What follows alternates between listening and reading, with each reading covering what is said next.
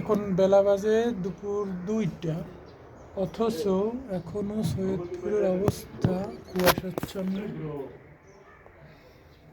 কুয়াশা আর কুয়াশা,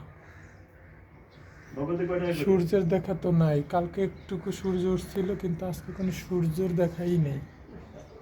কি যে একটা অবস্থার মধ্যে আছি, এত ঠান্ডা, হাত বরফ হয়ে রয়েছে, মনে হচ্ছে সাইবেরিয়ায় আছি।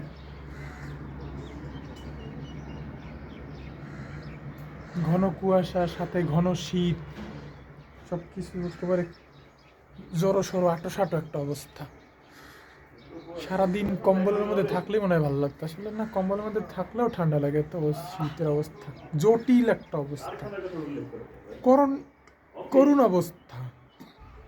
সামনের কদিন ১-২ তারিখ বাড়ি যেতে হবে।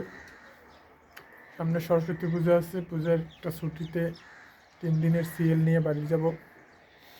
সেই একটা ভাব সব চলে আসছে। আমের মুকুল তো এখনই চলে আসবে না গাছে? আমরা কিছুদিন পরে আমের মুকুল দেখতে পাবো। তরকারির বাজার, পাইকারি বাজারটা এখানে এখন কুয়াশায় দেখা যায় না, কত কাছে, অথচ দেখা যাবে কীভাবে? এত কুয়াশা হলে দেখা যায়, ইম্পসিবল। দেখার কোনো আমের মুকুল কি হইল নাকি? একটা গাছ দেখা যাচ্ছে। শীতের দিনে তো বৃষ্টি হয় না, তার জন্য সব জায়গায় ময়লা ধুলাবালিতে ভরপুর। সবুজ গাছ ধুলা সাদা হয়ে গেছে। এই শীতে আমরা উপরে থাকতে পারতেছি না। মাছেরা কিভাবে পানিতে থাকে,